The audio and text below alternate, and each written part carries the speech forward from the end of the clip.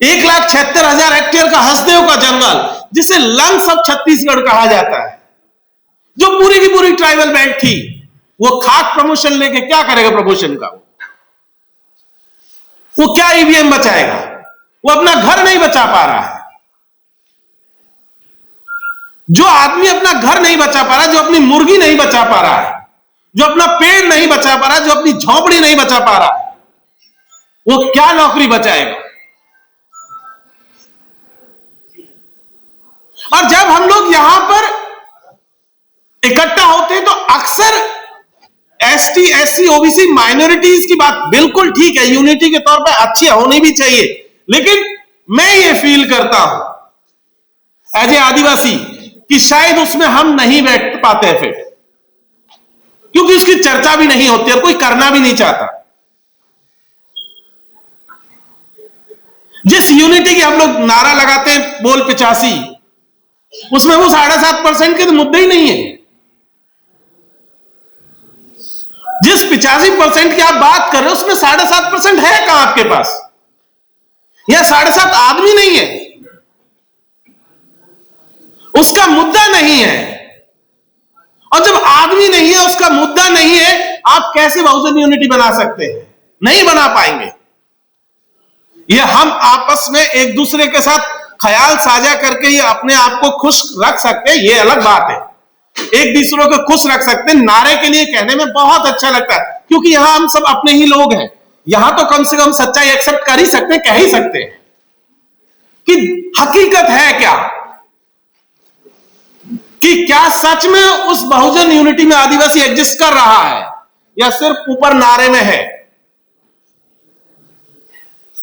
इसलिए यह बहुत जरूरी है कि अगर सही मायनों में हम बहुजन यूनिटी की बात कर रहे हैं, एसटी एससी एकता की बात कर रहे हैं, जिस पॉलिटिकल बहस की बात कर रहे हैं, जिस रिप्रेजेंटेशन की बात कर रहे हैं, जिस नेताओं की बात कर रहे हैं, हम बात कर रहे थे अभी कि मनुस्मृति आएगा और वो भी आएगा, हमें सत्ता में भी हिस्सेदारी करना है, हमें शासक बनना है। आदिवासी सोच ही नहीं रहा है।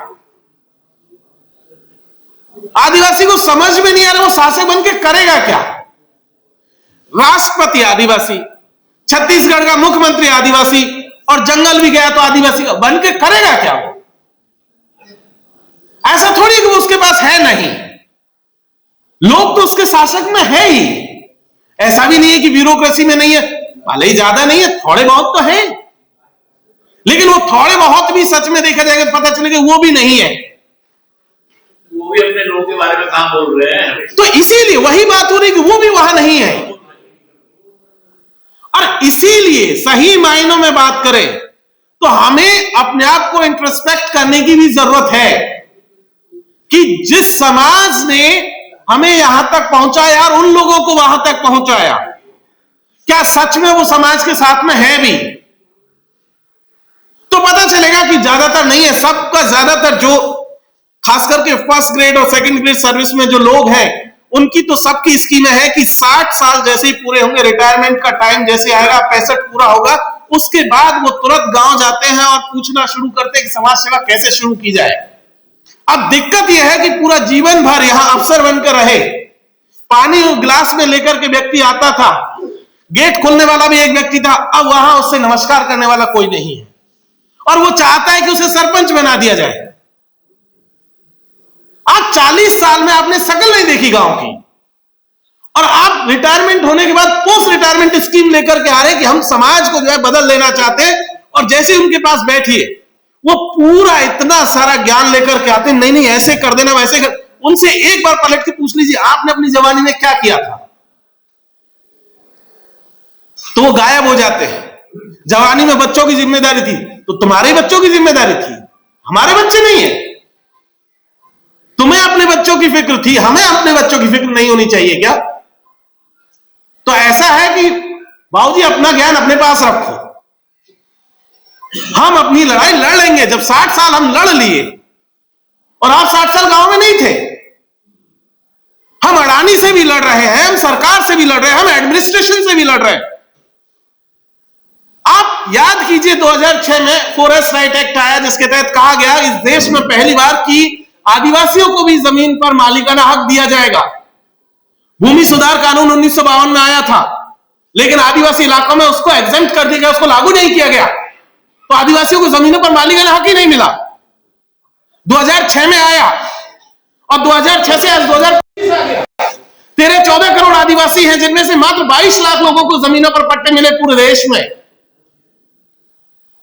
13-14 करोड़ में से 22 लाख लोगों को पट्टे मिले हैं। 97-98% पॉपुलेशन ऐसी है जो आज की तारीख में जिनके पास जमीनों पर, जिन जमीनों पर वो रह रहे हैं, जिन जमीनों पर खेती करें, इसके पट्टे नहीं है। मेरे पड़ोसी हिस्सा, मेरा एकदम 5-7 किलोमीटर दूर का एक गांव है जो खनन के चलते अब जो है अब उसको विस्थापित किया जा रहा है। पता है मुआवजे की रेट क्या दी गई है? 12,000 रुपया बीघा। बीघे की रेट है 12,000 रुपए, सरकारी रेट, राजस्थान सरकार की। अब ले लीजिए 12,000 रुपया बीघे के हिसाब से जितना मुआवजा चाहिए। लोगों के घर बने हुए हैं, मकान, दुकान, खेती सब है, जिसको रेट चाहिए 12,000 रुपए का रेट है। और घर, दुकान, मकान का ऐसा है कि आपको अपना घर ले जाना ले जाइए, हमें नहीं चाहिए। सरकार ने क्लियर कट कह दिया है, इसका कोई कॉम्पेंसेशन नहीं है। आप अपना घर, दुकान, मकान जितना है ले जाइए, हमें नहीं चाहिए। अब आप मकान उठा के ले जाना चाहते हैं तो बना हुआ मकान ले जाइए। ये आपको तय करना है कैसे लेके जाएंगे, कहां लेके जाएंगे। इस देश का आदिवासी इस देश की ब्यूरोक्रेसी के खिलाफ भी लड़ रहा है। वो ब्यूरोक्रेसी जिसको जिम्मेदारी थी कि वो संविधान के अनुसार काम करेगी, लेकिन जो कॉन्स्टिट्यूशनल राइट्स थे, संविधान, हमारी जो पार्लियामेंट ने 1996 में कानून पास किया था, पेशा 1996, जिसके तहत कहा गया था कि शेड्यूल्ड एरियाज में उनकी लैंड को प्रोटेक्ट करने के लिए ग्राम सभाओं को कुछ परमिशन दी गई थी, ग्राम सभाओं को कुछ राइट्स दिए गए थे। एडमिनिस्ट्रेशन के लोगों ने क्या किया? एडमिनिस्ट्रेशन ने फर्जी ग्राम सभाएं बनाई और मुर्दा लोगों से बैक डेट में साइन करा करके हाई कोर्ट और सुप्रीम कोर्ट तक लोग लड़ते चले गए, और उसके बावजूद भी मुर्दों के साइन से जमीनें जो है पूंजीपतियों को दे दी गई, अडानी अंबानी को दी गई। और हाई कोर्ट में प्रूव है कि साइन फर्जी है, फर्जी ग्राम सभा बनाई है, जिला अधिकारियों ने बनवाई है, ब्यूरोक्रेसी ने बनवाई है। और उसके बावजूद भी ना तो उन अधिकारियों के खिलाफ काम हुआ, ना जमीनें वापस दी गई, और उल्टा क्या हुआ, नक्सलिज्म का आरोप लगा करके जो है लोगों को जेल में डाल दिया गया। कहने में शायद हम लोगों को झिझक होती है, नक्सलिज्म के नाम पर डरने लगते हैं, अंदर से कपकपी छूटने लगती है कि क्या पता यहां हो सकता है बैठे होंगे 2-4 लोग तो आईबी वाले इधर उधर, कि वो आ जाएंगे पकड़ के अपना नाम लिख करके ले जाएंगे। लेकिन नक्सलिज्म के नाम पे इस देश में 90% आदिवासियों को मार दिया गया। जिनको मारा जा रहा है उसमें 90% आदिवासी है। इस देश की जेलों में बंद, अगर आप रेशियो निकालेंगे जितने परसेंटेज में, अगर सबकी सोशल जो है कैटेगराइजेशन करेंगे तो पता चलेगा कि सबसे ज्यादा इस देश में आदिवासी मुसलमान जेल में बंद हैं। और मैं एक ऐसा वाक्य बताता हूं, मेरे अपने एक बहुत अच्छे अजीज दोस्त का वाक्य है, प्रशांत भाई की तरह ही। उसका मसला यह है कि उसने एक मोबाइल खरीदा, तो गांव में था, उसने अपने दोस्त को पैसे दिए कि भाई जाओ बाजार जा रहे हो, एक मोबाइल मेरे लिए खरीद लाना। दोस्त भी भोला भाला आदमी, उसने मोबाइल खरीदा, बिल अपने नाम पे बनवा लिया, और बिल बनवा के ले आया, दे दिया गया। पुलिस को पता चला कि इस व्यक्ति के पास जो मोबाइल है उसका बिल इसके दोस्त के नाम पर है। तो किसी ने जाके एडवाइस किया, यार किसी दिन पुलिस पकड़ लेगी, ऐसा करो बिल अपने ही नाम पर करवा लो। वो वापस गया, अपने नाम पर मोबाइल का बिल बनवा के ले आया। पुलिस उसको 420 में उठा के जेल ले गई।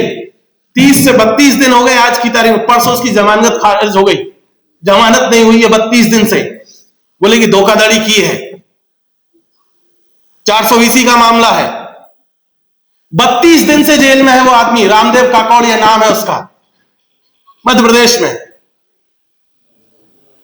अपने ही मोबाइल का बिल बनवाने के लिए,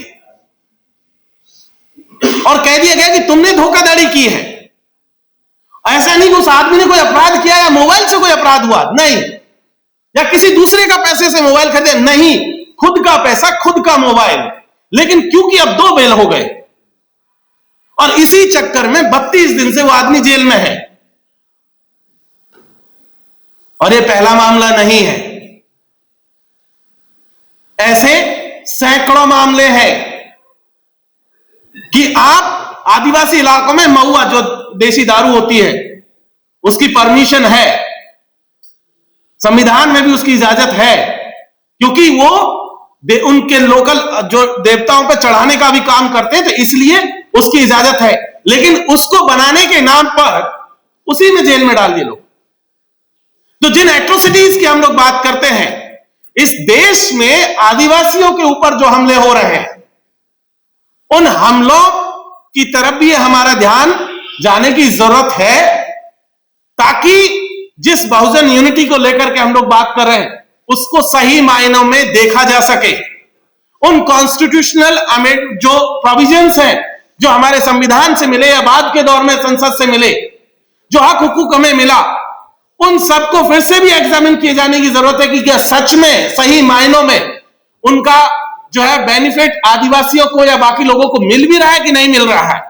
अगर मैं आदिवासियों के संबंध में बात करूं तो ये सारे मसले हमारे लिए सेकेंडरी हैं। इनमें एक भी मसला ऐसा नहीं है जो हमारे लिए आदिवासियों के कॉन्टेक्स्ट में बात करूं तो प्राइमरी हो, क्योंकि हमारा सवाल रिजर्वेशन मिलना, प्रमोशन मिलना, ईवीएम, संविधान, ये बहुत दूर का सपना है। हमारी स्थिति यह है कि हम अपने आप को जिंदा रख पाएंगे कि नहीं रख पाएंगे।